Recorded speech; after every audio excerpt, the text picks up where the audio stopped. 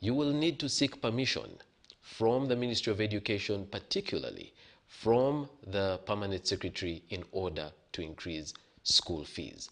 There have been mixed reactions from schools, from proprietors of schools, about this move by government. As schools reopen, science teachers say if the government does not come through on the plan to increase their salaries, they will lay down their tools and not start the second term. Well, what is going on in the education sector, and is government ready with solutions? This is the big debate. Let's meet our panelists.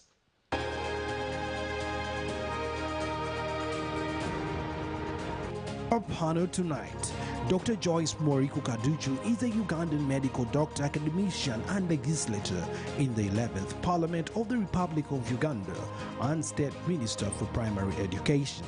She is the woman member of Parliament for Moyo District in the northern region of Uganda, a position she has held since 2016. Dr. Kaduchu has previously served as a medical coordinator at the AIDS Support Organization, as a senior house officer at Mulago Hospital, a medical director at Milme, Uganda. Joyce Moriku also served as the State Minister for Health, Primary Health Care at the Ministry of Health. She's also a full member of Uganda Medical Association. Patrick Nsamba Oshabe is the Kasanda County North Member of Parliament in Kasanda District and a member of the opposition in the National Unity Platform.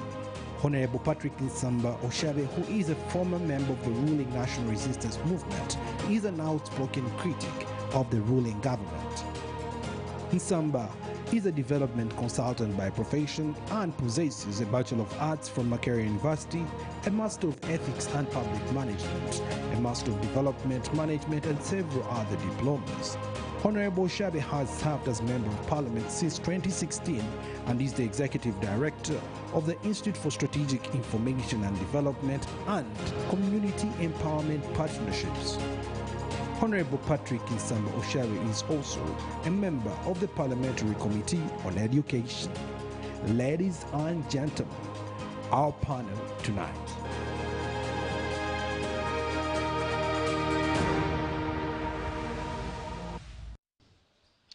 Excellent. That is our panel, but there's one more panelist who did not appear in that preview because we secured his attendance quite late. But Mr. Christopher Mugwanya is the Treasurer of Proprietors of Private Education Institutions Association. Mr. Mugwanya is a trained teacher. He did get his bachelor's from Chambogo University. He also has a master's degree in business management from Makerere University. He's the proprietor of Clever Origin School and National Treasurer of the private proprietors of private education institutions, like I had said earlier. It's very good to have you on the show, Mr. Mugwanya.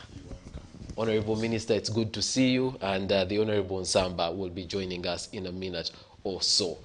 Honorable Minister, if I could just start with you. Yes, there have been calls for, government to come in and regulate school fees, and yet we also have a free market economy where there, price is determined by forces of demand and supply. How is government intervening? First of all, I really want to take this opportunity once again to thank the management for inviting me to be here tonight. I want to thank God that we have had a very quite a nice first term. I thank God for his blessings. I thank God for the guidance and all that he has provided during the term one that has enabled us to be really to perform quite well in the course of term one. Today it's very unfortunate that we've had a very sad news of the passing on of quite a number of people, including the students. And I really have to pass my sincere condolences on behalf of the Ministry of Education and Sports to all the relative friends that have lost their dear ones, our own students, and to all those teachers and schools that have lost those young, vibrant students. May their souls rest in eternal peace. Coming to this subject matter of today's discussion, indeed it is a very critical matter. It's a topical issue that we have really to discuss as a collective responsibility. The matter pertaining school fees. This has been discussed in first term, and as ministry we've offered guidelines. Indeed it is true, we have the Education Act of 2008, and the Act has provided really how the sector can run as far as issues of school is concerned. It is an act that is passed by Parliament of Uganda, and from that time, what I can say is that the statutory instrument that could help in the regulation of these school fees and other critical issues has not yet been put in place. There's been a lot of consultation, a lot of involvement of many stakeholders, and as I speak now, this document has been already in the first draft is out, and further consultation is ongoing to enable us to come up with this instrument that certainly after all these procedures, it will still be laid on the floor of Parliament, and that is the instrument that is going to help us really in terms of regulating, in terms of ensuring that people follow what is in the document.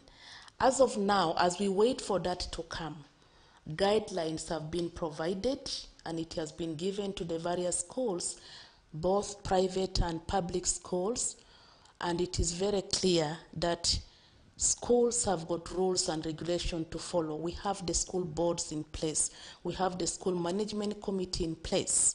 And as in terms of increment in school fees, the first step is that the board, which comprises of various stakeholders, representative of the teachers, of the parents, of the old girls, old boys, and critical cadres, they sit and discuss, and once they have agreed that there should be increment in school fees, there should be an official request to the Permanent Secretary, Minister of Education, and it is only after that that they can effect the increment. Other than that, from the beginning of term one, schools are supposed to have a comprehensive plan, a plan that is to help parents plan for the school fees payment.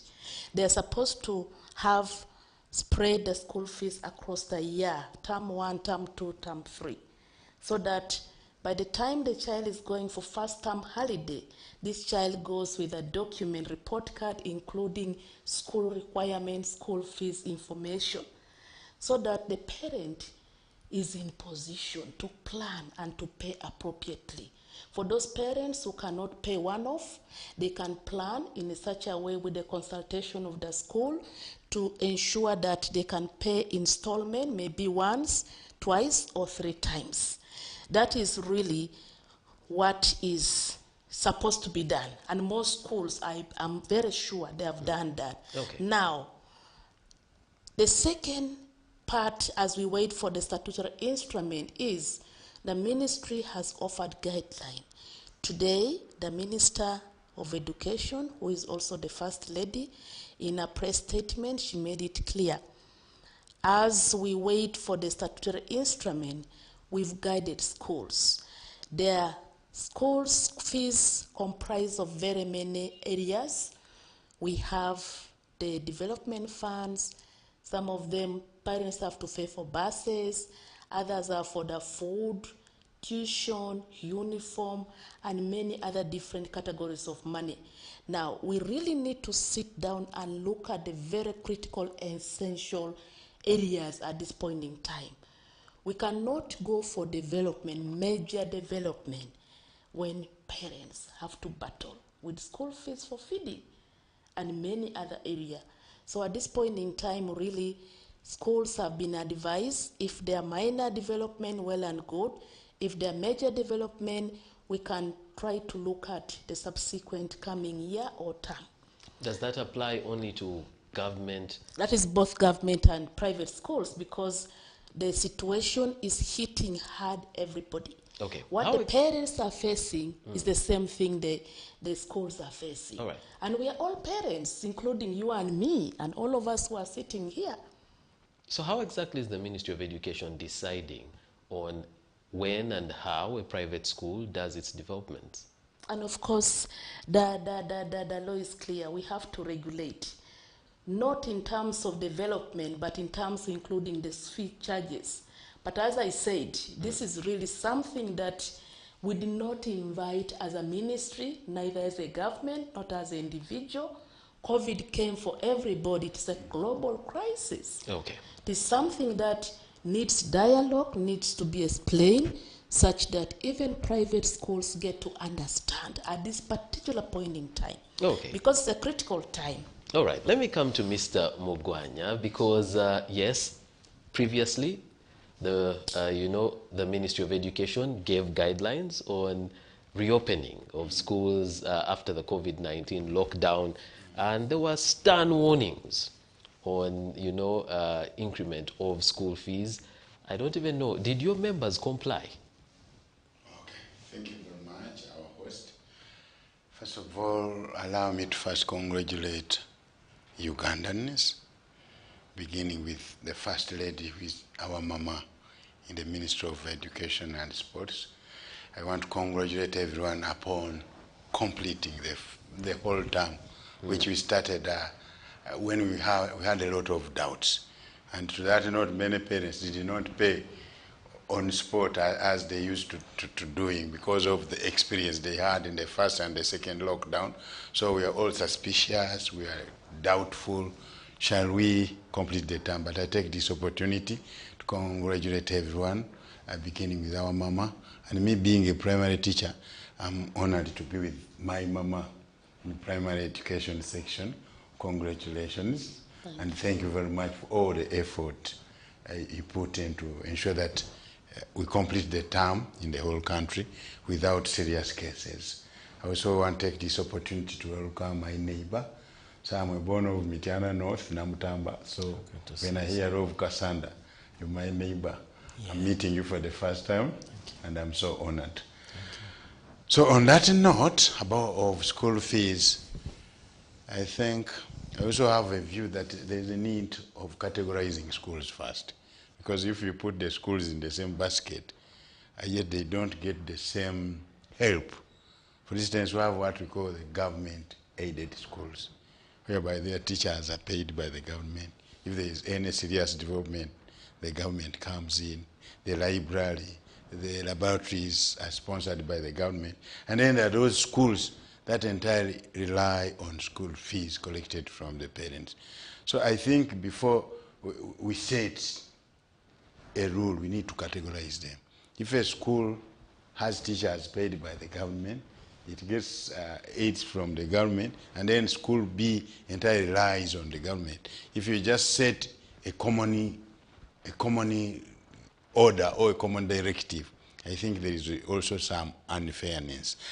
Secondly, I also want to tell the schools that I remember we suffered a lot, directors and whatever, we suffered with the loans, and that's when we realized that parents are our bosses. Without parents and children, the directors cannot leave, the proprietors may not leave. So we need to know that the parents are our bosses. And if they are our bosses, we cannot leave without them. And as Honorable Minister has said, COVID hit everyone. So if the schools are going through problems, the administrators of schools should also know that even the incomes, the economy, other sources of incomes were also hit. So I think there is a need to sit and negotiate. She has given us that route of talking to the school management committees on side of primary, and then board of governors on side of secondary. There is a need to sit. Otherwise, if we just set a law that don't increase when the prices of other commodities are increasing, today I've been buying rice, the cheapest kilogram is at 3,600, and we used to buying it at 2,200. So if you just say that don't increase school fees, I think there is an oversight. Okay. Well, that is in relation to the, regulations that they plan to come up with. Yes, yes. But before they had given guidelines, there were directives. Did the schools adhere to those directives? I think some did, and others used that alternative. Because with the private schools, they are owned by both the parents and then the administrators. Parents want their children eat. If you just follow the directive, and then your children deserve, some meals are paved off, still children may not learn. So most of the schools sat with the school management committees and the board of governors, and they talked about that, especially when it comes to feeding. It's very, very crucial. The directives are there. And then another loophole in that, schools don't charge the same amount of school fees. There is a school that charges 1.8, and there is a school that charges 0.7. If you tell both schools don't increase, I think there is something missing there. As they are planning even to bring the rules and regulations and whatever, there is some whatever background information that needs to be investigated, and then not just putting a directive, don't increase school fees. From what to what? Okay. Yes. Well, it's clear what the intention of the ministry is. How are you receiving this information as, sector players? Yeah. This information is very, very good. It's not good for schools to exploit the parents. But we are saying before setting it, we need to do homework. First of all, we need to calculate how much does a child, if he's well fed, needs to complete a term. We have a challenge that these terms are longer than the usual ones. 14 weeks. We used to having 11, 12, but now 14. Those 21 days are very, very much important, feeding the children. Some children take 5 meals a day. So if you include 21 days in a term, that also means something in the school's expense. Okay. Yeah. All right. So you acknowledge that there is need for this, but yes, more consultations are needed. Definitely. All right. Honorable Nsamba, welcome to the big debate. Let's get your initial thoughts on proposals by the ministry to regulate school fees, especially when it comes to the aspects of increasing, because I doubt they have any problem with decreasing school fees. Thank you, Iguma, for having me on this show. I am honored to be on C. I'm used to meeting you on Radio 1. I didn't know that you're the one here. Good to be here. Good to see Mr. Mugwanya, my neighbor, like he mentioned, and my honorable friend, Dr. Joyce Kaduchu.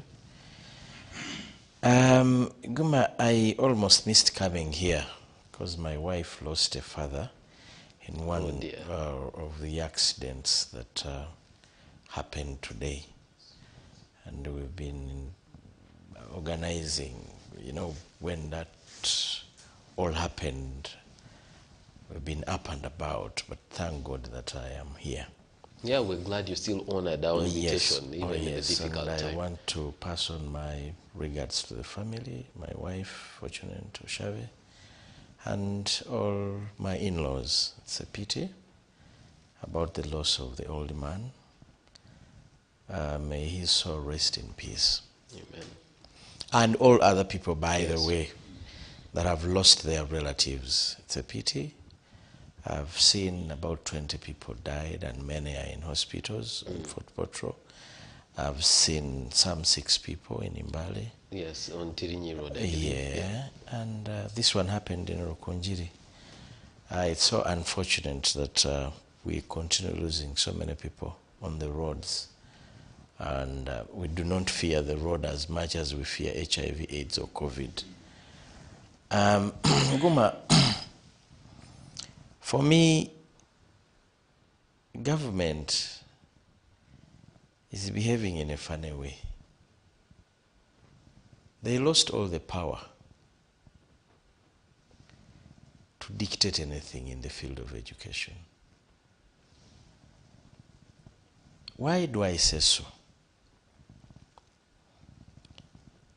the people who own these schools, the private schools that increase these school fees every other day,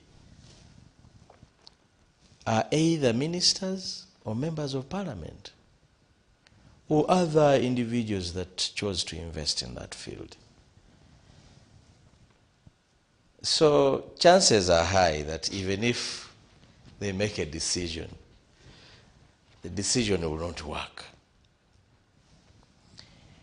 The day government lost power is the day they ignored their government schools.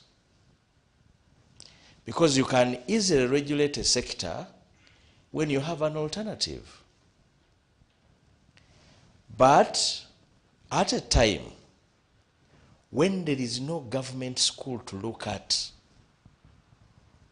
as an alternative, parents are left at the mercy of the private operators, and they will continue exploiting them until a time our government will know that they need to give opportunity to the government schools. Why do I say so? Iguma. Even if we start here in town, go look for the once popular government schools here in town. Talk about Nakasero Primary School. Talk about Uganda Road School. They were the powerful schools. Go look for them. You have to talk about my former school, Kitante Primary School. Kitante Primary School. Today when you want to take your child to school, that's not an option now. But there were schools, powerful, where even a poor person could take their children. So that the day government chose to prioritize, they say we are in a private sector-led development. That's their policy. Once you choose that, and you choose to ignore and you think that the private sector will do you the service you need, the poor people are held at ransom. They cannot afford the schools. Where I come from, when we talk about primary schools, a school that has 8 classes has government puts there 6 or 5 teachers. She's a minister. She can attest to that. Now, the private operators, on the other hand, are putting 3, 4 teachers in a class. For you, putting half a teacher in a class as government. So now, ask me, how are you going to determine when what I provide you can't provide? There is no way.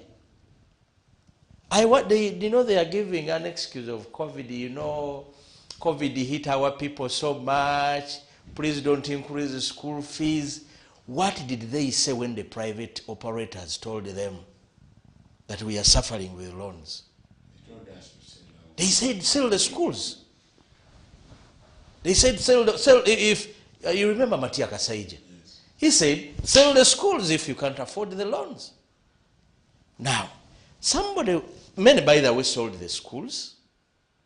Many sold the schools. Many, for them to survive again, they have to increase the school fees. Now here you are, government, you want to come up with an instrument, and with an instrument, you think you can force out things. You cannot. And you will not. You will see it die the same way the instrument you first sent out died. The minister says that, they are going to consult widely, and then bring it to Parliament. Now, if government was serious, this is the time they would have known that many private schools closed. So there is an influx of children in government schools. This is the time you would have seen them do away with their elitist budget or in education, and focus on a budget that is really looking at building recruiting more teachers, that is focused put them in government schools, ensuring that the classrooms exist where the children can go. I can give an example. I have a school called Iweyongede and Chikandwa Primary School. They have over 1,500 classrooms, but with dilapidated classrooms. Anytime a classroom might fall on the kids that we have. But go and look into their budget. How much money they've put there in recruiting new teachers. How much money they put there in rehabilitation of the schools, the way they are now, the situation they are in. You will see they've put only 9 billions, only 9. And you go compare on the other side where they put money, how much money they put on consultants. Over 50 billions. So, government cannot have power in this current form where we are. If government was serious, first of all, equip government schools. Let them have enough teachers. Once they have enough teachers and they have the infrastructure that is needed, parents will be sure that even a government school, I can take there my child, and my child will compete favorably in the education. All right, Honorable Minister, you did refer to the, the Education Act, and particularly there is Section 57 that talks about regulation and says the minister may, by statutory instrument, make regulations for all the following matters. And there are a number of matters there, including regulation of fees payable in any school. The Honorable Member of Parliament says, yeah, the ministry doesn't really have this power. They ceded this power when they allowed the private sector to actually manage majority of the schools in the country. Thank you so much. Not majority, but the schools that give quality education. Okay, I first of all want to inform my colleague and a very good friend that education is a service. It's not a business. Number two, what has taken place over this time in the sector, I think we need to appreciate. In terms of infrastructure, really the ministry has done wonders. We've just in the secondary education, we've just been commissioning 117 seed secondary schools. We have 115 phase 2 in pipeline. Phase 3 we have 39 to be constructed. In total we are looking at 359 seed secondary schools across the country. And we've just been commissioning these schools, not only infrastructure. We have the classroom block, the multipurpose room, the ICT lab, the teachers' quarters, we have the administrative block and the library for the entire, for the whole country. And now, when you move in those seed schools, that is when you can appreciate that indeed our children have been enrolled in government schools. I give a case on point, a point in case. Example, when I went to Kanungu, a seed school that was just commissioned a couple of weeks ago. I was expecting between 300 to 400 students, but there were 800 plus in that school, and it is in the middle of, in the central, here. So when I went to other seed schools, really you get between 300 and 400. And these are just recently constructed schools. So we must appreciate that, yes, government of Uganda has really put a lot of resources in terms of infrastructure, in terms of rehabilitation, and I'm talking about the secondary schools. Now, where have we been before COVID? How far have we moved and where are we? Just before you move on the seed schools. Yes. Infrastructure, yes, and you've shared those, the ministry has shared those images of, some of the seed schools that have been commissioned. What of the teachers for these schools? Yes, the teachers for those schools, they have been recruited. We started recruitment process from November last year in all those seed schools, and some of them were recruited early 2021. The process of recruitment started early November, all through. Just 2 days back, we've been giving orientation for the head teachers for those seed schools. As we speak, there is an interview taking place. Interview for the head teachers. Tomorrow, Friday, for deputy head teachers. All in all. And when are the schools starting? Come again? When are they starting? The schools have already started. Most of the seed schools. But you haven't recruited head teachers for the schools, but the schools have started. Some of them have been in acting capacity. Some of them have really been in acting capacity as head teachers, as deputy. Now they have applied, interviews are taking place, and they're going to be substantive head teachers and deputies. So what I want to say is that all along the process of recruiting teachers has been taking place. Even for primary schools. He is my colleague in Parliament. Recall in the last financial year, we appropriated money for recruitment of primary teachers. Over 100 districts, government recruited teachers. And leave alone that, other softwares that he has been talking about, textbooks, we've been talking about it now and then, distribution of scholastic materials in the different schools and other ongoing training.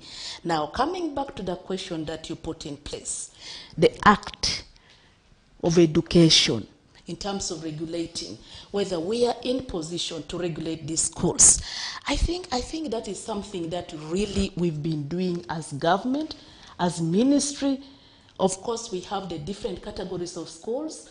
We have the private, we have the public, we have schools which are directly under the central government, schools which are directly under the local government, especially the primary schools and the nursery schools.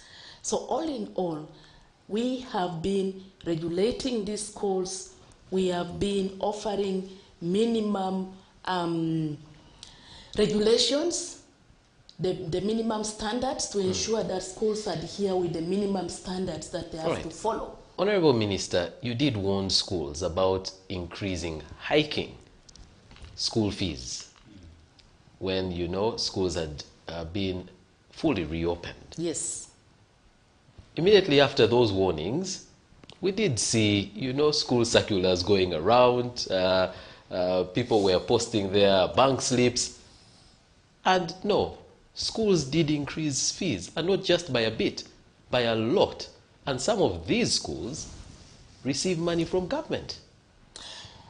Where is the regulatory arm of government in that kind of situation? We sent letters. The permanent secretary wrote circulars to all schools, private, government schools, and those that are faith-based. And indeed it is true, some schools at that time, they've really put the school fees at an alarming rate. And some of them adhere to the guidelines. They tried as much as possible to reduce the school fees, but on the other hand, they increased the money for requirements. That is when we realized, no, we need to be realistic. And broke the requirements down to the strangest detail. That is what they did. But others, indeed it is true, they followed the guideline. They went through the Board of Governors, which was they approved their requirement and the rise in school fees, and then the board, through the chairperson and the head teachers, the letter was taken to the permanent secretary. And that is when it was approved, after the explanation, after getting the reason why they increased the school fees. That is the procedure. But for those that did not follow the procedure, they tried to lower the school fees but increase the requirement. So what did you do to those ones? All in all, come again? What did you do to those ones that went ahead and increased? But that is the time when it was realized, but still a warning letter was sent to them. Otherwise, we really tried as much as possible. I must thank the school administrators. They tried to adhere. Otherwise, it was not going to be an easy time for parents, for everybody, if they had to keep that fee structure, which was kept really at a very high alarming rate. So they tried as much as possible to follow the guideline, to report, and then they were given permission. Others were said, look, here we can stop with this, here we can go with this. So that is what we are trying to say, that we need to have dialogue. We need to discuss, schools need to discuss with the board, with the school management committee, and then they report whatever they have put in place. Indeed, it is true. You cannot say that because prices have gone up that the schools should keep the same fee. But what we are saying is that there must be discussion, a meeting, a dialogue with the critical stakeholders like the parent, the school board, the school management committee that can bless. And when they see the facts, certainly they can bless the request, and then it can be forwarded to the permanent secretary, who will clear. You started by saying, you know, education is not a business, it is a service. Well, and that is the critical point why it has to be regulated. That is the point why we must do everything possible to keep that service provision, which should be a quality service for the people of Uganda. Because if we say education is a business, that means everybody has got the right to put what you want to do. You do what you want to do in that sector. You can do anything you want to do. No, we still have the mandate to monitor, to ensure they adhere to standards, they provide quality, and they sit the same exams that is being offered. So that is still the mandate of the ministry. And for that matter, we have sole cardinal responsibility to regulate the standard. All right. Mr. And when Mugwanya, I talk about standard, including school fees. All right. Mr. Mugwanya, I'm going to come to you, but Honorable Oshabe, a quick comment on that. Can you look at the education sector in Uganda and say, no, it surely is a service, not a business? It was a service before this regime. And I want to repeat it. It was a service before this regime came. There were schools that really did work in that line. But when they came in, they came with, they desired to take over and make business. And once you have the government people involved in the business of education, then we are in trouble. And that is where the challenge is. The Honorable Minister used a very good example, and this is what I'm complaining about. She said she knows of a seed school that was opened recently. That implies the structures were nice. The reason why you saw an influx of learners there, the structures where the learning environment was nice, that school must have, the parents must have been sure that they've recruited the teachers. That's why they took children there. And now, ferried them from the other school? Exactly. That would have inspired you to do more, thanks to World Bank. That example came. And this government has not copied anything.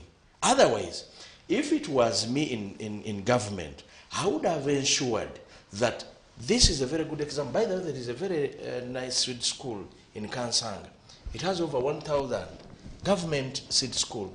Kansanga here, over 1,500 students.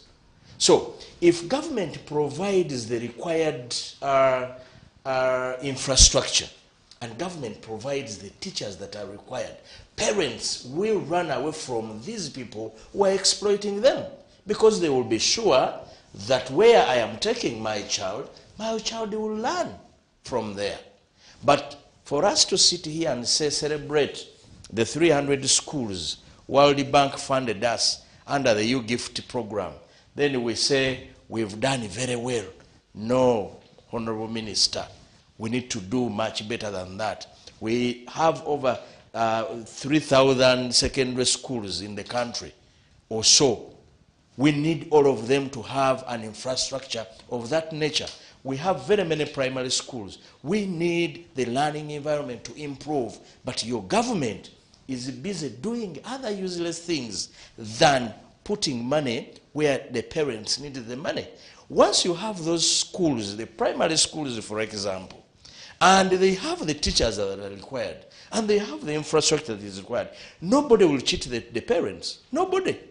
What would take you to a place where they ask you for 20 brooms as if your child is going to spend the entire term sweeping, where they are going to ask you for toilet paper, they are going, it's like a shopping. When you look at what parents go through, honestly, it's very, very unfair. And it's only in this country. You can't do it unless you invest here. The only option there is give us an option. Once you provide an option, parents will not accept to be exploited. But you're denying us an option, and the other guy is saying, take it or leave it. I have provided the teachers, I provided the classrooms, and the parents, what do you want? You want your child to do better. One more ingredient there. I have assured you that they are going to pass the exams. Exactly. Let me come to Mr. Mugwanya.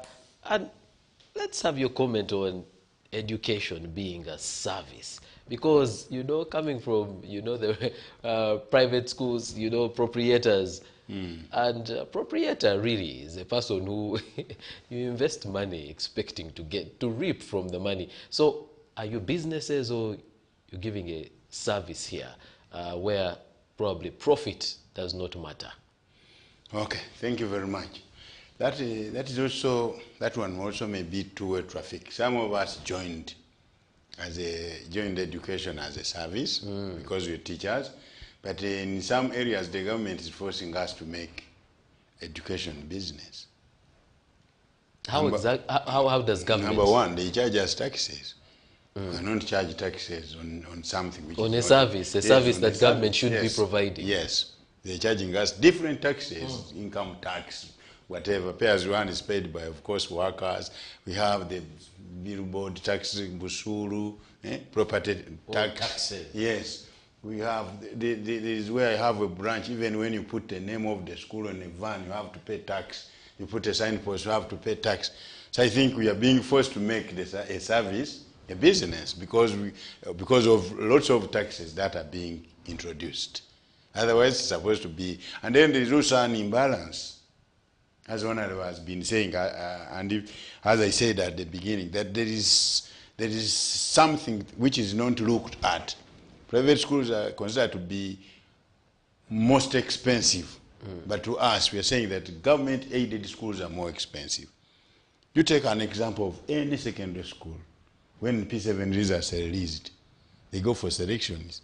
Most of those schools take 4 and 5, maximally 6. And as if that is not enough, plus a lot of school fees. Your child must be very bright, and you must be having money. Look at their bank slips. And those are the schools that are given aids from the government. So they, as private that schools, question seems to be coming up over and over again. And because we do not want to, you know, seem like we are attacking any particular school. But yes, you know, the top schools, secondary schools that people clamor to go to, at least traditionally, these schools, many of them are government. We do not spare those schools. When we release the circular, we offer the guideline, we do not spare those schools. Government-aided schools, the ones that are hiking school fees even more than some of the private schools, we communicated. Yes, you communicated, but they and we even had but we saw the bank slips. schools. They still paid that money.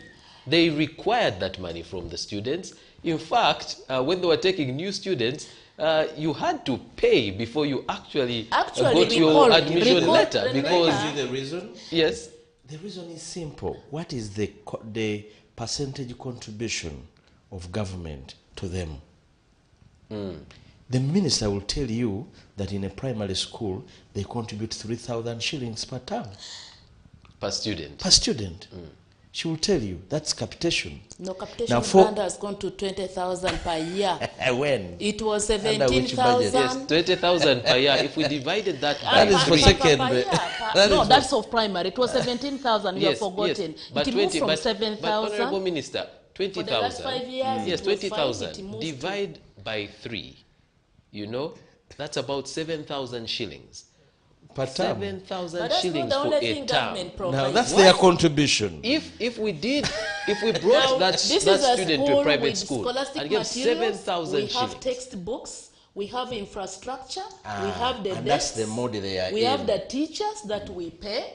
Now tell me. And that's why I'm saying. We have the teachers, and in those schools, that's why he's telling us Yes. that these are schools, the teachers are paid by government of Uganda. Yes. Take a case of a point in example, a school that is government aided. All the teachers, most of them are paid by government. All right. And the structure Going is by- invested okay, by government. Going by that example, the top schools that people clamor for, the And ones, that is- just hold on, Honorable Minister. Yes. The ones that have those, let's call them obscene bank slips. Can you send a student there with 7,000 shillings for a term and say, because government, you know, contributes, please take this student, 7,000 shillings. Can they? Do you remember, because of our intervention, that is why the fees had to be at a certain rate. The first intervention we had when the PLE results were out, do you remember how these schools went quickly started meeting students through the social media, through the internet, through using the emails? That time, do you recall that? We had to intervene quickly and stop. And they were asking for money for admissions from parents. And those are some of them are government-aided schools, private schools, and older schools. They were really, people were rushing to get their children admitted. That was the first step. And you can see that government has got And voice. Honorable, you think you succeeded? We stopped that time. You think you Then when the succeeded? appropriate time came, Honorable Minister, are you aware that there were learners throughout COVID in these schools? but why can't they, if they were learning, which exam did they sit for? Which PLE and USE did they And sit this- for? this- And those who The made Minister sure. of Education came and said they can progress, they can be promoted. And of course, we are talking Honorable about. Minister, somebody has sent me a message here and says, Yes. if schools are even escalating UNEB registration fees, you know, I know some that are charging 500,000 instead of 180,000 UNEB fees, which are definite. Where is the hand of government in regulating? Yes. You Primary need- schools, despite the fact that this is why I tell you that these people cannot regulate anyone. In my constituency, I found that UNEB was charging 3,034, but the parents were charged over 120,000. And you think you have a government that can really enforce anything? Even in their own government schools, they couldn't even stop it. But I can make comment on that. Yes. When it comes to UNEB fee, I think UNEB only tells us what it wants, what it has to collect. And in the preparation of these children to UNEB, there are some other things. They tell you, photograph them. They tell you buy Form X. These Form X are from the local government, from the district. Fill them, Buying post- forms from the district. Yes, The district they are charges local you- organized. Yes, Okay. yeah, they are local organized in the local government, maybe municipalities and whatever. They will need some pictures and whatever. But UNEB only tells us what it wants. It wants 34,000. Mr. Mugwanya, Mr. just look at the difference here. Let's Yeah. go with the secondary school. I will 180,000 not talk about the difference, but what I'm to requesting, 500,000. I'm requesting. What kind of I'm photos are they requesting taking? UNEB. I'm requesting UNEB. If Yes. it is to charge, let it do everything. Let the children be photographed. No, let all the forms be whatever, No, and then tells no, us a Mr. figure. Mr. Mugwanya. But when they tell us a certain figure which cannot prepare, Mr. Mugwanya. yes, please. UNEB tells you the requirements to register. UNEB is an agency of government. But we pay, Now, every child we pay 34,000. 34,000. That's for primary school, yes. But they charged them 120 for photos. I will not talk about And for the 34. because I will not the talk about the difference, the difference is so Yeah, huge. I will not talk about Because the if difference. it was an If extra there was, 10, 15 or if so there thousand, were a government that supervises these schools and the inspectors of schools really work and they know this is a service and they do not connive with the head teachers, parents would never have been exploited. Honorable like that. Nsamba, government does supervise these schools. I am telling you, I'm talking about things that I know. I'm talking about things that I know. When I was growing up, these teachers knew that there is a school inspector. But now the school inspector comes, they take that inspector to an office and they do nothing, but they just give them money. That's where we are. And this is what I'm telling you. No parent would have been exploited with only photos and Form X. If you add up all that one, it would have costed like 7,000. If you add it, maybe it would be 40,000. But 120, more so in a government school, that was so unfortunate. It tells you that the parents of this country in Uganda are at the mercy of the exploiters. They choose what to charge them at any point in time. By the time we intervened, it was even too late because we never learned about this. But there is an inspector of schools that is paid at the district. There is an inspector who I even don't even know what they do because the system is down.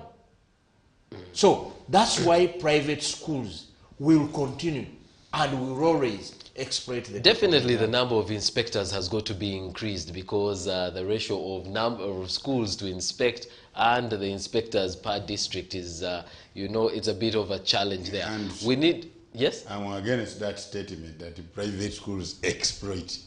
Yes, they do. No. They do. They don't. Oh, So what's, don't Mr. Mugwanya, what you're saying is, and you've made this point from the beginning of the show, is in relation to some government schools, yes, private schools are not charging very highly. Even in relation to what they do. That's in Ask relation. him, That's how in much- relation. how That's much in does your relation. school charge That's in for relation too. fees? But on its own, isn't it exploitation? Because, like your school, how much is school fees? School fees depends. Mine is 400. 400,000 Yes. shillings. Government gives 7,000 for a student. But And the requirements. as she said, and the requirements the requirements are also like 350. No. The requirements are also manageable. But what I'm against that private schools exploit. But Okay, only that private aren't there schools private schools that exploit? Mr. Mugwanya. they are there, but the government schools also do. They also Iguma, exploit. Iguma. The most Does it make it expensive okay? schools. Does it make it okay? Iguma. If, There we have is- to go for a break. There is schools. Yes, we have to go for a break, which Honorable Zamba. are government aided. Yes, Honorable Zamba, can I come back to you when we return from this Even break? to me. Let's go for a break. Please send us your comments because we'd like to benefit from your opinion on this. We return after these messages.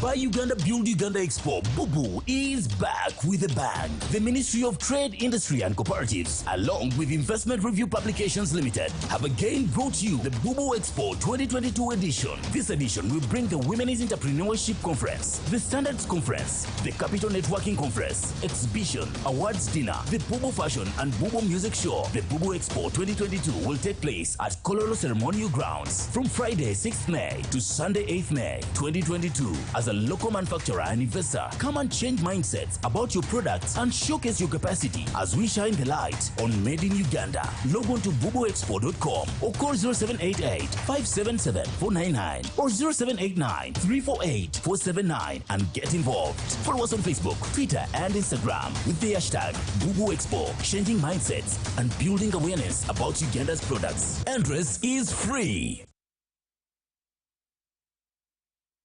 3 words: convenience, passion, and pride.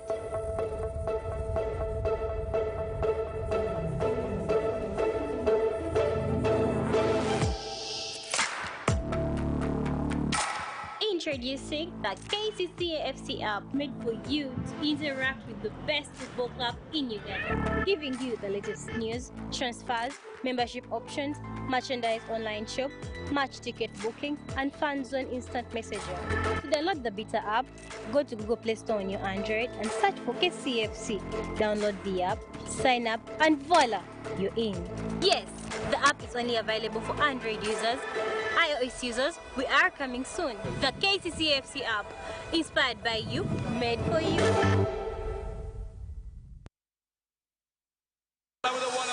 Love sports? We do too. We got you covered. The Sports Dish, your daily lunchtime sports show that serves the intrigue, breaks down the act, and gives you an in-depth analysis of the odds. Who's going up? Who's going down? Catch all the thrilling action right here on the Sports Dish with Clive Chazé. Now showing on CTV. Don't blink. Islamic University of Uganda Females Campus Kabuja. Etegese oluduka lwebatumye Run for Girl Education. Olugendo kubera okusane nga 22 Mei 2022. Okutandika ku ssaawa emu paka ssaawa mukaaga ez'omutuntu. Abaddusi bakudduka kilomita zimwenda zokka. Sente zinaava mu ludduka luno zijja kuyamba abawala 352 abatasobodde kumalako kampasi. Era nga kiti egula emitwalo 5 ya platinum, mitwalo 3 gold, silver mitwalo 2. Era nga zitundibwa King Fahad Plaza Grand Floor, Kampala Campus, Mbale Campus ne Arua Campus. Okumanya ebisingawo kuba essimu 0704-369-369 oba 0776-360-170. Oludduka lwa Run for Girl Education luteereddwamu ssente Polo Freight Forwarders, Wachiso Giants, Hillwater, Fatty Flair Makeup ne Carib Support Uganda. Wamunne. CTV. Don't blink.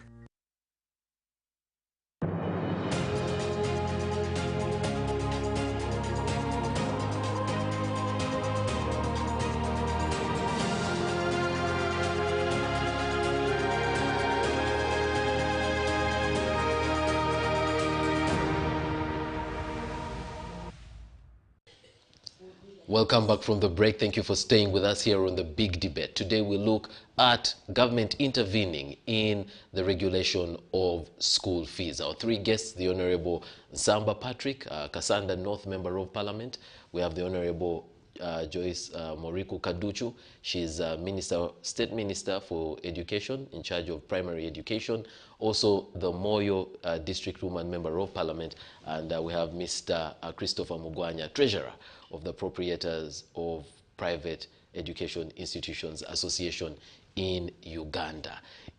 In the first segment of the show, we ended on the point of exploitation. And, you know, Mr. Mugwanya is making a spirited argument here that private schools largely do not exploit.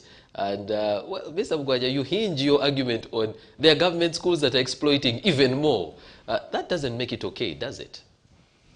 What I want you to know is that if you make research, finding out the most expensive schools, you'll find out that they are government. I have some of those figures there with me, but you know, I want to avoid putting, you know, some schools in bad light because time won't allow us to say all the schools. But yes, there is a school, 2.8 million, boys' school. There's a girls' school that also is 2.8 million shillings. And they are all government aided. Yes, they are government aided. You can't say that private schools are exploiting. In fact, private schools are the cheapest schools.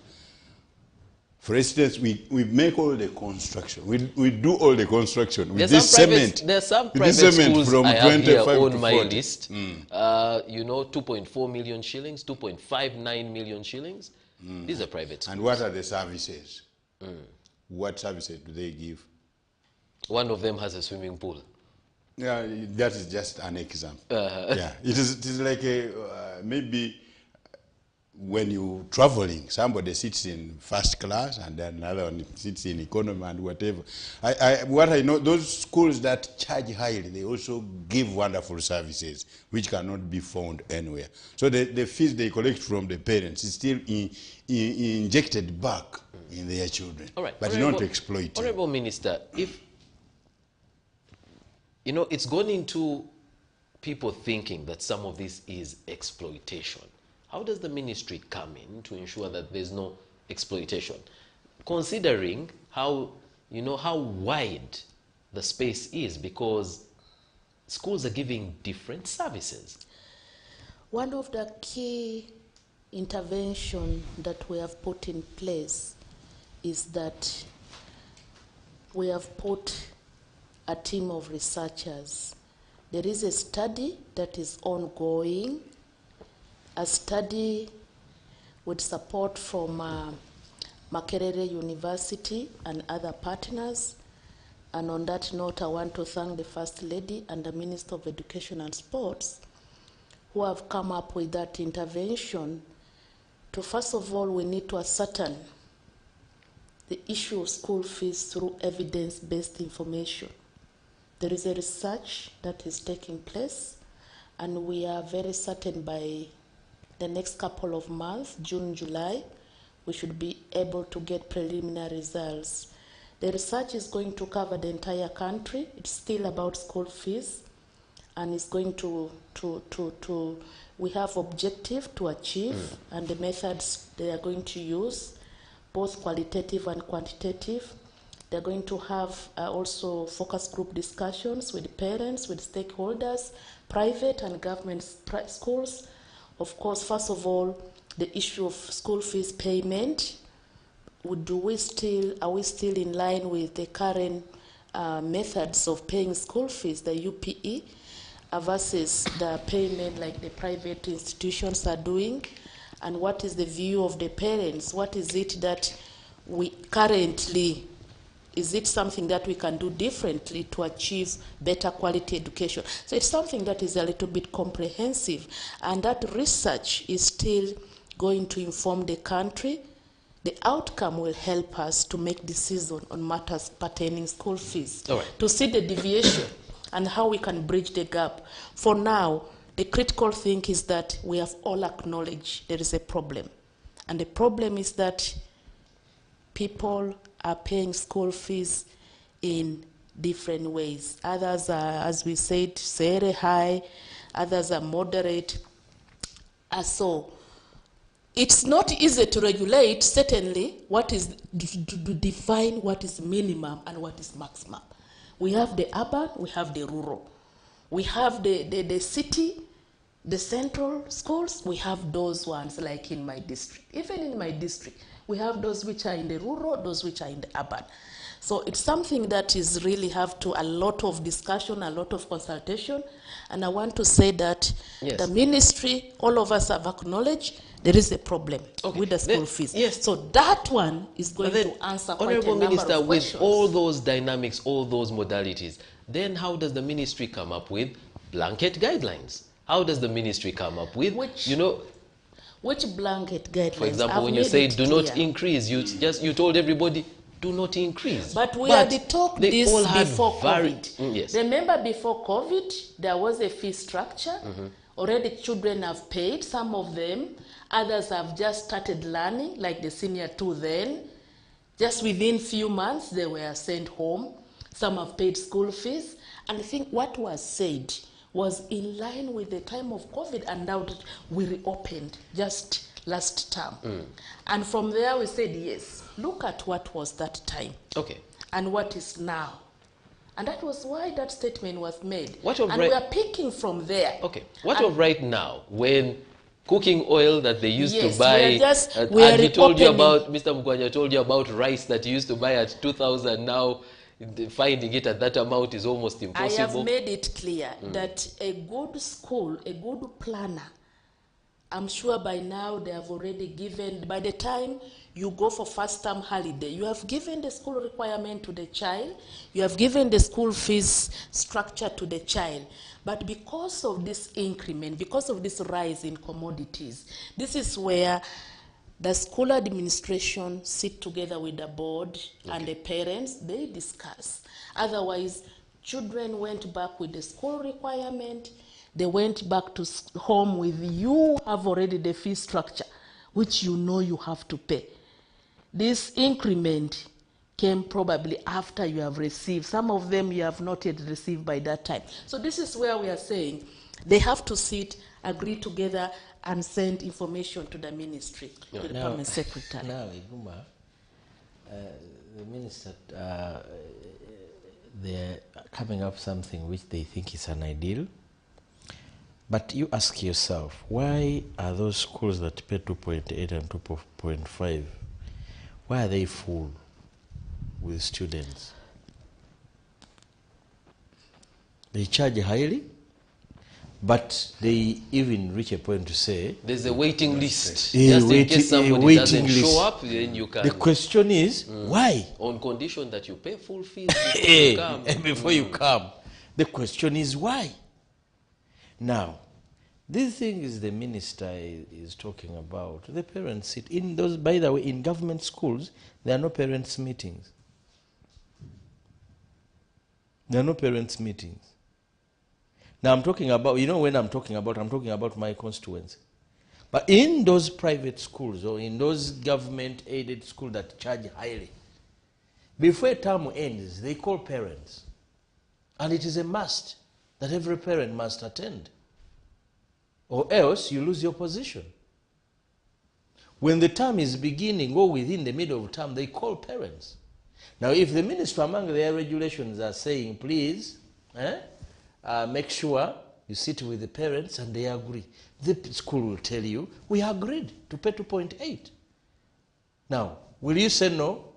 You can't. You can't, because that's the regulation you brought.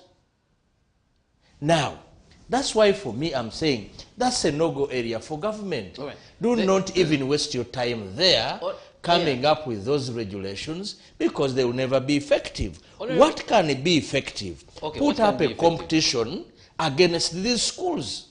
And the government can, and it can achieve that. All right. If you put up, say, 5, because when you look at, Iguma, just look at this structure.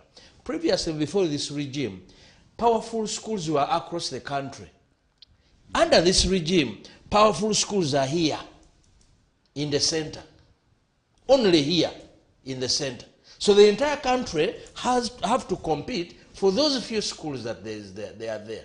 But if government chose to put up standardized schools with every infrastructure, with all the teachers are required, nobody will run for those schools. Government, you put up and say, in this school, we have all the teachers, we have the swimming pools, we have all the classrooms, we are charging 150. Which parent will go to pay 2.8?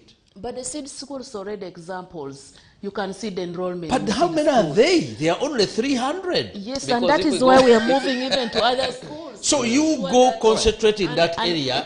That is the field where you can make an impact. But these instruments are going to do nothing. And leave along the city schools. By the way, for your information, during this time, the enrollment in government schools, in some of the schools, it is doubled. Why? Some because of the schools, it is Honorable Minister. More than private schools. Yes, they doubled because many parents cannot afford the private schools anymore. But also earlier. And that is where we are now really trying Honorable our Minister. best to maintain the standards. Yes, but you also know that many schools closed. Yes. And if they closed, the students had to go somewhere. And most likely they're going to go to a school that is in their vicinity. Exactly. So yes, it seems like because of COVID, this is actually going to increase. But when they go to those schools, do they find services that deliver what is actually government's mandate? Giving quality education to every learner, that accesses, you know, COVID. that service in the country? COVID has disorganized the education sector. It has brought a lot of disruption in the learning process physically. But on the other hand, it has brought good news. Total fundamental reform in the education sector. And that's where we are moving. All right. When we are saying that we need to move, we have talked about this several times. Now that we have seen what it means during this COVID, most children were brought to the center. Most children move away from their districts, from their region to another region, and here comes COVID. You saw what happened. Children have to be transported left and right. Now we are saying, let's region by region or district by district, let's have a fundamental reform in the entire country in terms of quality education, such that my children can study within my region, within my district, and yours can be within yours. And that's the point the point that Honorable is making. But he's saying, government is using the energy to come up with regulations that will not be implemented other than raising the competition, so that people don't see a need to go to. You only go to the private school when you have chosen to go there. But that is our mandate. The regulation is our mandate. Okay. That is our mandate. That means we are leaving it to become I'd like us to talk about a few more things. But I'm not disagreeing. Yes, we on are the regulation. doing as much as possible to keep the quality, to regionalize the education sector, and to ensure that we offer quality service across. Now, Honourable Minister, of our children. Honourable Minister, I'm on the Committee of Education. Thank you. I interrogated your budget. I never saw money to do what you're talking about. Me, I would be happy if today government began by rehabilitating the existing government schools. They are there in their state. Put teachers there. And even if you because you gift, the World Bank loan is going to close soon. World Bank is not going to be building your schools forever. And for them, they build schools in new sub-counties where there is no schools. But you have a backlog of government secondary and primary schools that are in their state. Why don't you, as government, choose to say, in Moyo, which government school is going to compete with the rest of these ones? And the government, for example, if you put a school equivalent to the one you built in Tanzania, your government built in Tanzania, the Museveni school, and you put that one in Moyo, you put another one in Iguru, you put another one in Kasana, you put another one everywhere. So everyone is sneaking their district in. Yes, I'm telling you, you will phase out all this exploitation of the learners. But you have forgotten to see the budget. Those small things, improving the learning environment, are the ones that make teachers and parents be exploited. Madam Honourable Minister, I'm offering free consultancy services. Even as you offer the free consultancy services, yes. In the budget, I think you have forgotten to see the allocation for rehabilitation and renovation I know of the it's traditional. I know. On the 26. Honourable Minister, he's saying that for the amount of work to be done, let me give you the statistics, Honourable Minister. Then you budgeted to rehabilitate 26 secondary schools at a cost of about 20-something billions. Yes. And you only offered 12 billions. You only offered 12 billions. Even the other part of it, the bigger part of it, is an unfunded priority. That's what you have in your budget. You consult with what you have under consultants. And we also have budget for rehabilitation of some of the primary schools. Yes, and the total is 75 primary schools across the country. And out of the 75, the cost is 21 billion. You provided 9 billion. Yes, let's allow the minister. Let me tell him. Finally, recall before we reopened schools, there was 10 billion plus for rehabilitation for the schools across the country. And that was not capitation grant. That was money meant to do minor repairs. How many schools do you have in the country? And it is not that every school should be renovated. Honourable Minister, we need to do assessment and get schools that really need proper renovation. I don't think that money is being discounted. But when you divide it by the number of schools that need the rehabilitation, then the amount that is being, given becomes so small that can barely do, because, you know, yeah, schools were given money. Not every school really needed. Yes, and the ones that, some of them that received the money. 80% of government schools need rehabilitation. What that amount would do. 80%. I know the same thing. Some of them may need to be put in place, the sanitation. Right. Others may need the Honourable Minister, to be repaired. 80%. Others need If you're to save us from infrastructure. If they are to save us from exploitation, 80% of government schools need to be renovated. The learning environment must be improved. 80%. All right, Honorable Nsamba, and we have focused on primary school and secondary schools.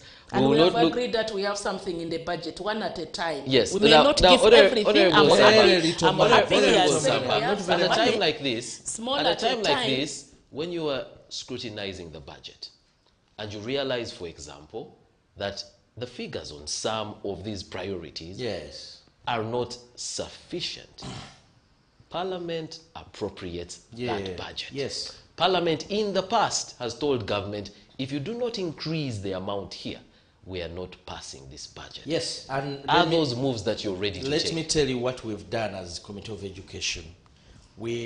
Because within the budget, we failed to get where to pick. But we have provided at least to do 150 schools over 5 years.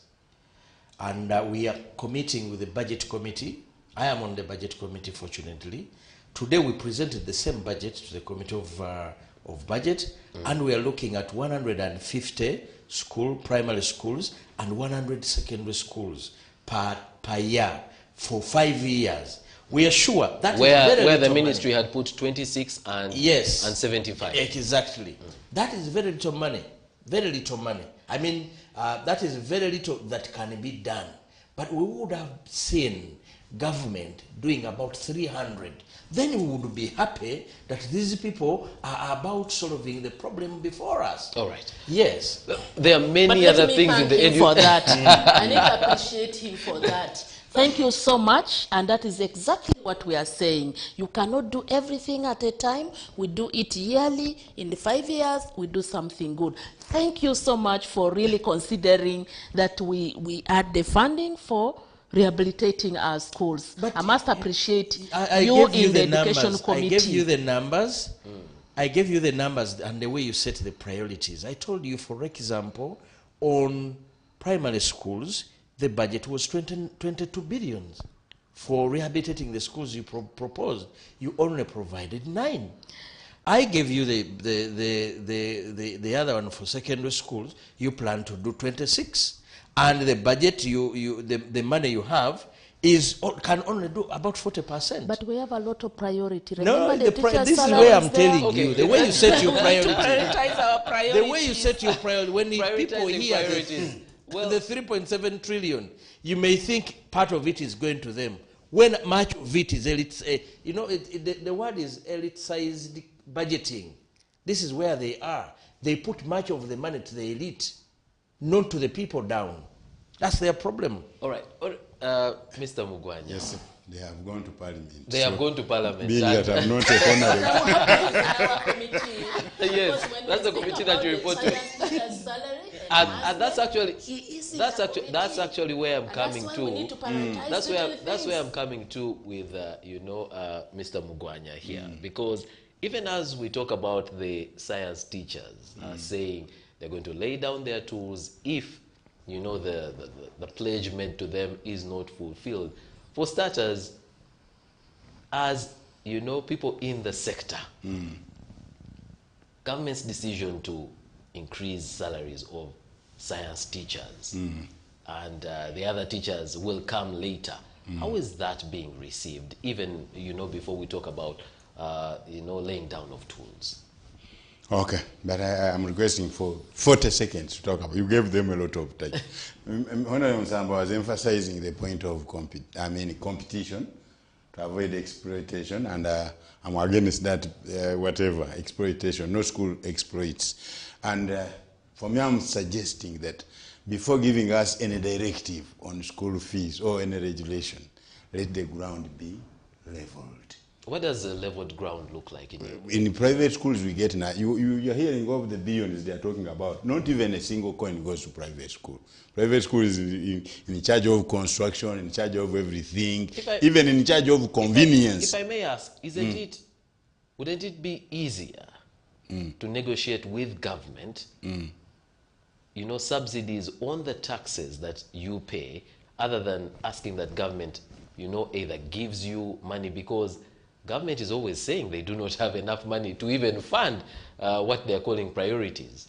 Yeah, and since they are not giving us anything, and we are giving services to Ugandans. The schools are private, but the children are Ugandans. Yes, they are giving services. It's a service that the government there is should even be the one giving. One element we are not talking about: the convenience. If you went to watch a match, somebody sits in pavilion, another one sits in Kirasha. You are watching the same match, but you are paying it differently. In private schools, we give quality services, the convenience. The teacher-pupil ratio in government schools. So you don't want government to compete with you? After COVID, I think the teacher-pupil ratio is 150. In a class, you find a class of 150, but you have 35.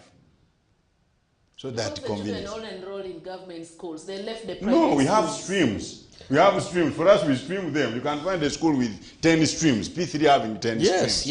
Yes. But we are teaching 30, 35. The government teaches 160. In government so that schools, convenience. some of the disturbing information we've received is, for some schools, they even classes that are sharing. You find P2 and P3 certainly in the same class. Certainly. I have a school. And there is one teacher. At what point do you know I am now teaching P3? I'm giving Honourable Minister this information. Where you get the primary school, that's in my constituency, has 180 students in P7. Now you can imagine how a teacher will teach 180 in one class. Yeah. You can imagine. Chikandwa Primary School has so many, about 160 in P7. Now those are the learners who are expected to compete with those that sit at 35. How many teachers are there for P7 in those schools? One teacher. I know one teacher, because the entire school has 8 teachers with 8 classes. And for now you have 4 streams with 3 teachers. 4 streams so with what 3 they teachers. do, so what they do, these teachers, they share. Today when he's in P6, the one in P6 goes to P7. That's how they try to maneuver. And it's a challenge. And until we solve that, you have no capacity to talk about private schools, because for them, they've organized themselves. Yeah. They've known how to teach people, and people learn. They've known. So many people, yes, they've known their business. For you, you're just giving something as if you're not interested about the human resource of this country. There is no way you have no moral authority. Actually, that's what I want to say. If I may just ask you very briefly, yes, there are schools in your constituency that, you know, fall in the nature of what you described, but aren't there government schools that are doing well? Government schools, for example, like the seed schools that have the infrastructure, that have the number of teachers. Don't those exist in your constituency? Unfortunately, the schools I have in my constituency that are government aided, we have Kasanda Secondary School. I would like the Honourable Minister to pass by and see. I'll pass the by, situation. But your district is among the best performing districts. First listen. You'll see the situation under which Kasanda Secondary School is. You go to Mirembe Maria SS. Recently, we had a catastrophe. The winds came, blew off the roofs. I went to the Minister of Education. I went to Prime Minister's office. No help. Can you imagine? A school's entire roof blown off, and government is not concerned. Up to now, I've never received a response. Despite all the reports we wrote to them, the Reverend Father... Was the roof put back? This is what I'm telling you. The Reverend Father of the parish, when we waited for 3 months without government response, called us. Said, you people, we know this government, we might wait and they will never respond. let us mobilize ourselves. We mobilized, and that's how we were able to put back the roof of Mirembe Maria Secondary School. Honorable Minister, that's a fact. You can go and check about that school. It's your school. It's a government-aided school. So that is the situation under which, for me, I look at my constituency, I mirror what is taking place elsewhere in the country. It is not true that Kasanda has the best performing schools in the country. That's not true. I think she's talking about Central Region. She's talking about Central Region. Among the central Okay. Yes, sir. It was your time. About the science. Yes. Unfortunately, I don't agree with the president of paying science teachers more money. To me, I think the president was misled because he has a number of advisors. But when it came to that, for me, I take that idea as if we are opposing God, because one does not choose to be a scientist or an artist. It's God. Paying them higher than the teachers, for me, I'm against it. Maybe they would have given them some other incentives, maybe cut-off points and whatever. But when it comes to payment, they should, all teachers of the same level, according to me, should be paid the same way. Okay, but aren't the science teachers happy that at least they're going to receive more money? And that's why I'm saying that the president was misled. There's no reason as why they are Has this given. done anything for the motivation of the non-science teachers? They are definitely demotivated.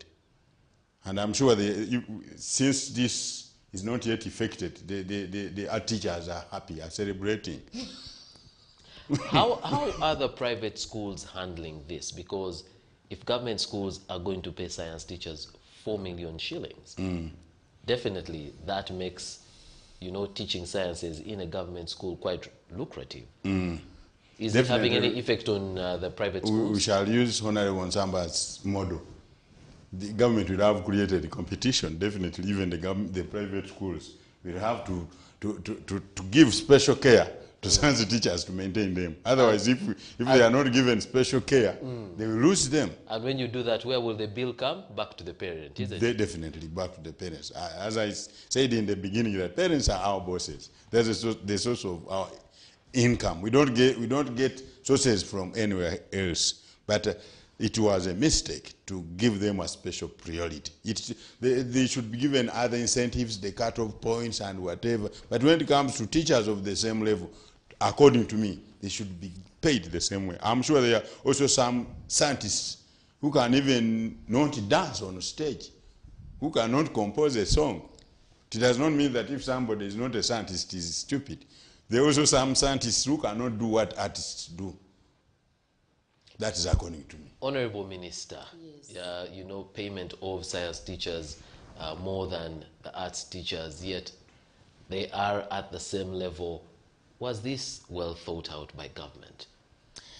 Yes, I think it is a well thought information, well searched information, evidence-based information, and it is not something that you see it happening here. Because I'm not saying that the arts or teachers and other people who have done arts, they are not probably better, but we're really talking in terms of innovation, creativity, and what it takes in the science subject. Because we're talking about the teacher, but what the teacher teaches a science student to become in future is quite different from what the artist does. The case in point is when you study science, and you probably go and study medicine, you study engineering, petroleum, you become a pilot. It something takes a lot of mental discovery. You need to use a lot of your brain. You need to think. You need to be innovative, and you give it all your time to come up with what you are doing. For example, even the scientists, really what they have discovered with the global, what happened recently, the discovery of the vaccines, discovery, making of drugs, getting something cassava, getting drug out of it, getting starch, getting vehicle, making innovation. You know, it's not something just you can, you know, sit and say that it comes. So this is why let's give priority first to the scientist. Then after that, we do away, we finish, we come and we go to the arts. That does not mean that the salary increment will not cover the arts teachers and the arts people. At the end of it, it will be an holistic approach. But let's start with the scientists. So we are at the same level. We're teaching the same school. We're teaching the same students because somebody comes in, teaches mathematics, walks out when the history teacher is walking in. But we're going to be remunerated differently. The period for this, you know, is the same. Is it 80 minutes? Yeah, it depends, yeah. So, what happens to the arts? That's what I'm saying. We start with the science, then we, after that, come to the arts. Does not mean that the arts teachers is going to be left out. So the arts teachers win? It's just that it's going to be prioritized and move in a systematic way. There is the promise for the science teachers was already made. In fact, it's overdue. That's why they're planning. The plan for the arts teachers. It's going to come. And they should rely on the expectation of the and of course, even the science teachers, as it has been pledged, and I'm happy that the initiative came from the president. He initiated it. As I said, the idea, the innovation, which is well searched, and after that, the science teachers should really, I know the situation in which they are and how they feel, because it has taken long. But what we are saying is that let's first hold on at appropriate time, then that will be realized. After that, we move to the arts teachers. All right. But all in all, at the end of it, really, is something that is going to be rolled out. Public Service Ministry has worked on that, on a comprehensive plan with the guidance of Cabinet, how this can be rolled out in a phased manner.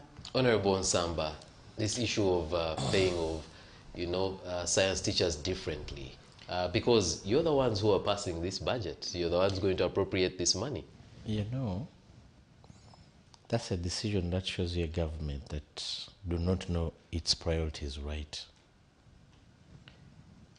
When you have challenges with the number of teachers across the country, and the Honorable Minister knows that they have lots of deficits in the number of teachers they needed to teach the people. And you now start, instead of mobilizing the money to recruit more, you choose to make such a drastic and researched decision. The question is, if you're in Kasanda and staying in Kasanda, this is where you have your livelihood, you're a teacher.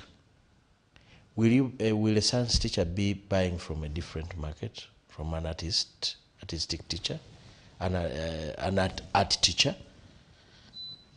The answer is no. They buy on the same shops. The market where that determines their livelihood is the same.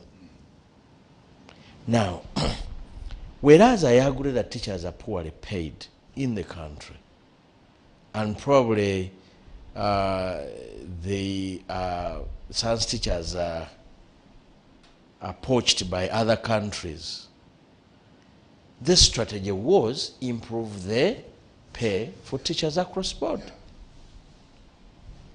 That is unresearched, unfounded. It's only that once Mr. Museveni decides on something, his ministers, they just say, the president initiated this, we can't do much. You know, I'm a researcher. Yes, but if you're a researcher, then... Honorable, during the lockdown, I'm sure you, like many of us, Well, listen to the president, and he did give his reasons. And part of the reasons, and the minister has, tried to lay some of them out, is, during the lockdown, when we had essential workers, the scientists were the ones helping us come up with the vaccine. Which vaccine did they come up with? Well, he wasn't only referring to the ones here in. He wasn't only referring to the ones in Uganda, and he was talking about, he gave examples of coming up with ventilators, the ones at Makerere University, and said, these scientists are useful. They come up with things that help society. But they came up with they convince him that there is need, and they just steal the money.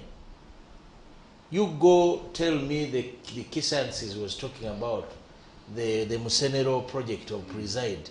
Where is the vaccine that has taken over 100 and something billion? So, Honorable, you do not believe that? So I believe government needs, if you really think that scientists need better pay, I would think science need more of the equipment they need to do their work. I would think that if you invested, for example, in setting up good laboratories in secondary schools, you would have helped the science to do their work better. I would be thinking that if you provided those things that scientists need to do their work, you'll have contributed much more. Otherwise, what is going to happen? The Constitution of Uganda forbids anyone to treat people of the same status differently. What is going to happen? He's going to pay them. People will go to court. And once people go to court, government is going to face a challenge. They will not be able to put that money down. They will be forced, everyone, to hike to that level. Yeah. And you see the challenge that will come, because constitutionally it is forbidden. It's not allowed. Once we're people of the same qualifications, we are paid equally. That's the Constitution of the Republic of Uganda. It's not that Mr. Museveni sometimes forgets that there is a constitution that people can go to court with to argue about their cases. All right. Because of time, so what is the way forward, considering that the teachers, the science teachers, even with this promise that they were given, are saying we haven't received the money and we are going to lay our tools down? Unfortunately, it is not unusual that at the beginning of the term, we have things like this, where teachers are saying, we're putting our tools down unless government comes, and it's usually in relation to their salaries. The way forward is that, one, we respect all our teachers at this particular issue, for this particular issue. We do respect our science teachers. We know the challenges they go through, all of them. And for this one specifically, because there was a pledge, there was a commitment, there was a presidential pledge and commitment that these teachers should be paid. We are very much aware, sometimes back that was issued. But for now, we've just come out of COVID. We're in the recovery process. The entire country is recovering from this COVID. As we try to take off recovering, we have seen again challenges of the escalating prices of commodity. What we are telling our teachers is that, yes, we appreciate what their request is, but for now, let's try to battle this together and just pass this difficult moment, because as we have just been discussing, the priorities in the budget really differs.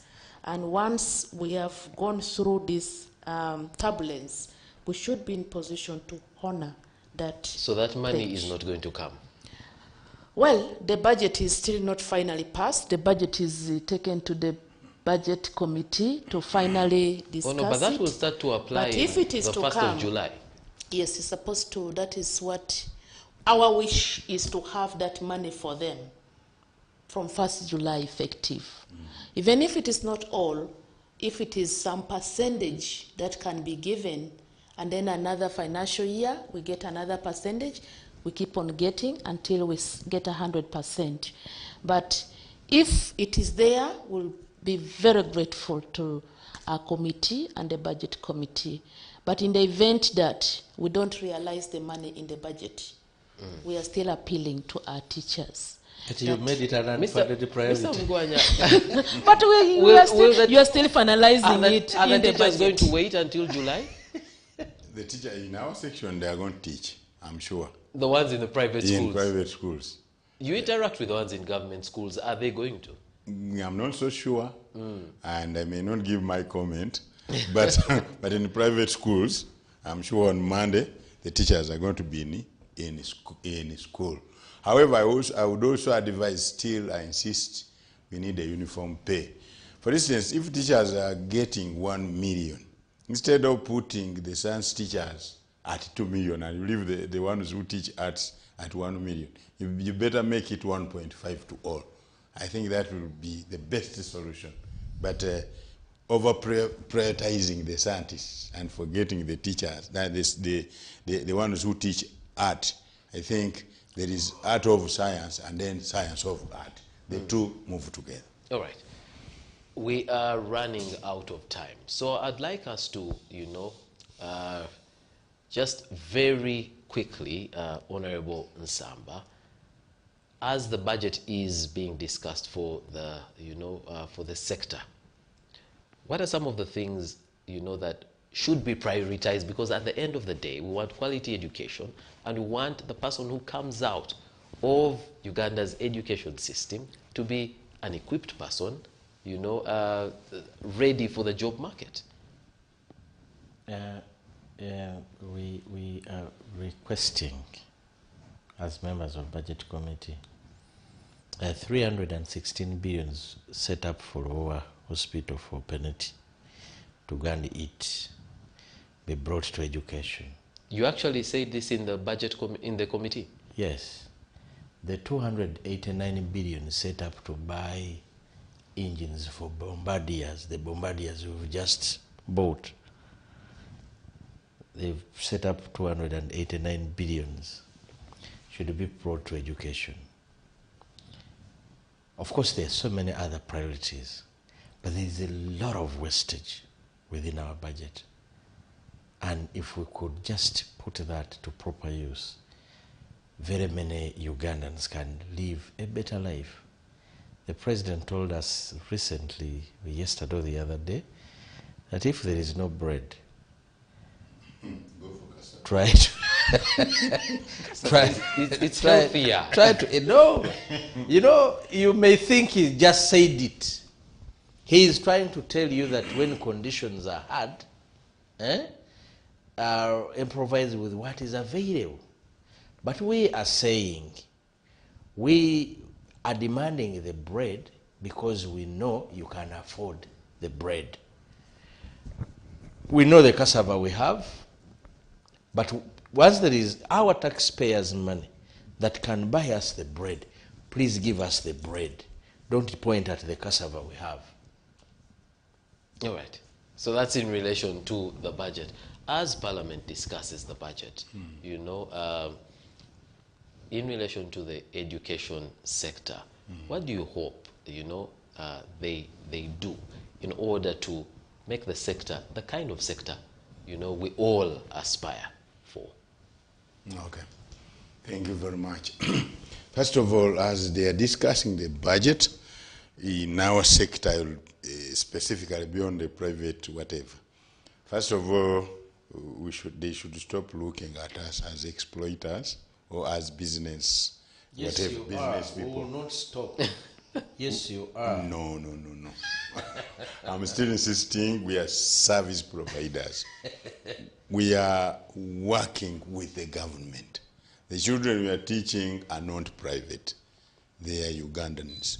As we discussed the 5 billion every year, they should also think of at least giving, even if they give one school in every district, some computers, a private school.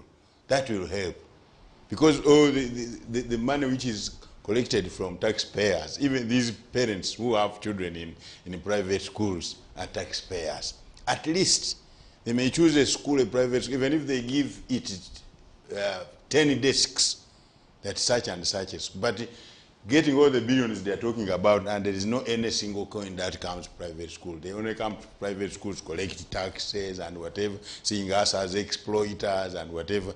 I know we are playing a very big role, and we are partners of the government to teach Ugandans. Good enough, he has spoken it.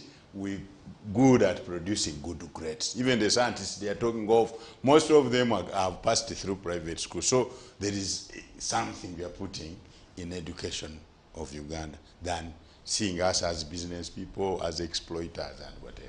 All right.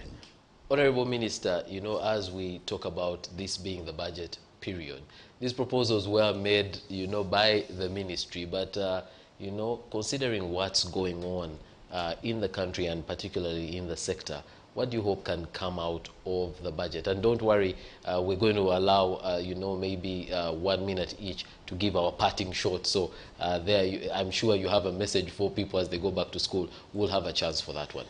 Yeah, I think I can really see that the future for the education sector and the people of Uganda is quite bright, because we have quite a number of reforms in the education. And the second part is that we have quite many stakeholders who are willing to support the sector.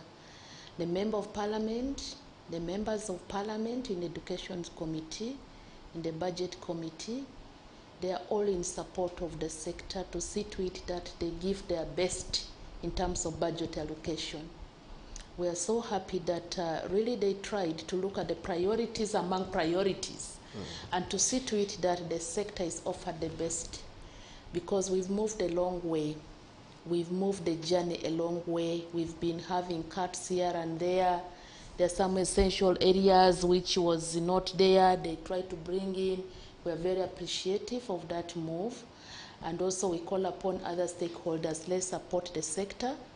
The sector is the success really everybody is called upon. It is a collective responsibility. We need the parents to be on board.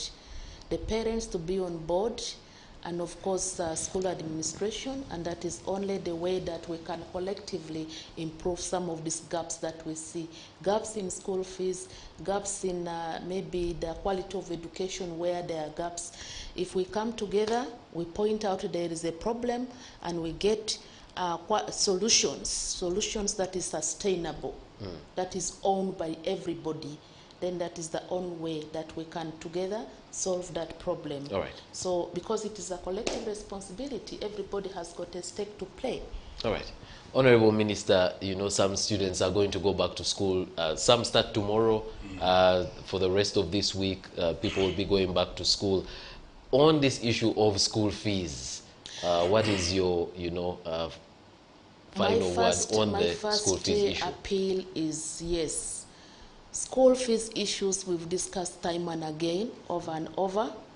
Yes, we are much aware that commodity prices have gone up. We are much aware that parents have received the school structures and some of them have paid, but others still think that schools think that they should increase the school fees. I want to say to the school administrator, school management, let's be human, first of all. Sure. This has hit everybody. Besides being leaders, being administrators, we are equally parents. There are things that cannot help us for now, that we cannot raise school fees because of that. I've talked about it.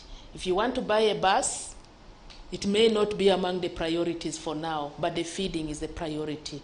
So really let's look at the priority among priorities so that the parents can contain for this period of time. Number two, transportation is very critical at this point in time. Students are going to move from one part of the country to another, even within Kasanda and the other districts, other constituencies. They are going to move within the districts. So the issue of overspeeding, the issue of overloading, issues of having poor mechanical condition vehicles, it's a big concern for now. And I want to make a special appeal to the bus owners, taxi drivers, vehicle owners. Take the lives of our students, our parents, as a key priority. All right. That is my request for the transportation so that they reach school safely. All right. Let's get a parting shot from each one of us. I will start with you, Christopher. Thank you very much. I want to appeal to our dear parents that as we're beginning this new term, second term, first of all, we want to thank you. We value you so much. Without you, we cannot live. But I request you, to be in touch with the school administrators, school bursars. If you have any issue, please approach them. We still have some 1-2 days. If you have any problem, approach them. For us in our association, we have already briefed the proprietors. They are ready to listen. School administrators, headmasters, bursars, don't switch off the phones. Listen to the parents. COVID hit everyone, and we are all going through the problems. What we have to ensure that the child is at school, be what conditions or whatever. Let us solve our problems as parents and administrators, but ensure that the children are in school. Parents, don't forget that you are our bosses. You are the main source of income.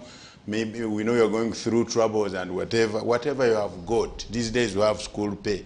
You pay the little you have, and we're sure that the school administrators will accept that, and we're sure that all the children are in school. All right. Thank you very much, Mr. Mugwanya.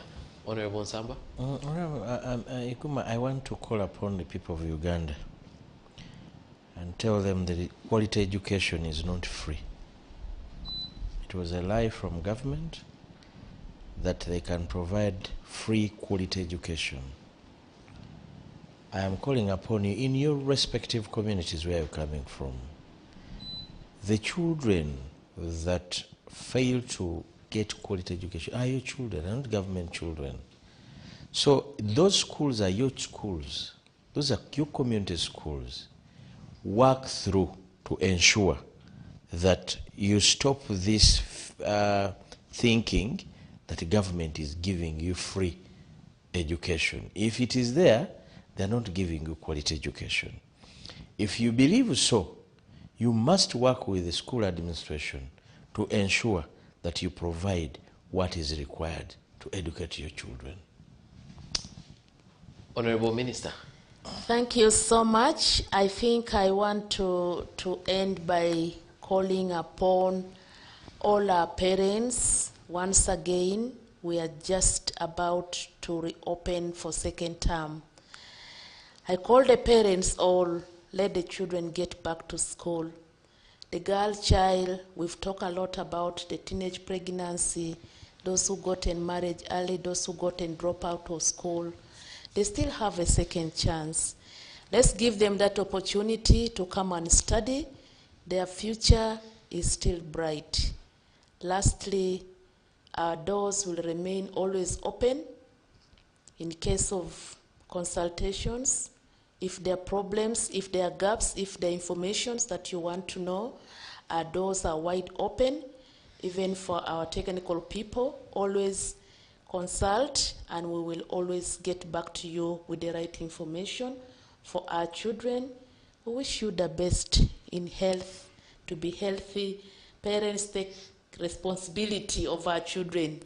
We are much aware about the information that was shared about the vaccination of our children, and that is something that we are still discussing with the Ministry of Health, and also we call upon the parents to take keen interest in the health of their children. Right. Because vaccination, we consent as adults, but the children need to assent. You, the parent, need to assent for your children. So you have a stake there. Thank you. Thank you very much. We have to leave it there for this edition of The Big Debate. But thank you for staying with us for the whole length of the show, but for also sending in your views and your comments. We've been seeing them on our social media platforms. Continue to use that hashtag CTV Big Debate. For the kind of future that Uganda aspires for, we have to invest heavily in education. You and I have a role to play in ensuring that our education sector is one that looks at the future. So play your role. Would like to thank our guests, Mr. Mugwanya Christopher, the Honorable Kaduchu, and the Honorable Nsamba. Thank you very much for being on The Big Debate. And to you, our viewer, thank you for keeping it here, CTV. Continue to enjoy our other broadcasting, our news at 7 and 9 p.m. and other quality programs. Until next Wednesday, when the big debate returns, good night, God bless you, don't blink.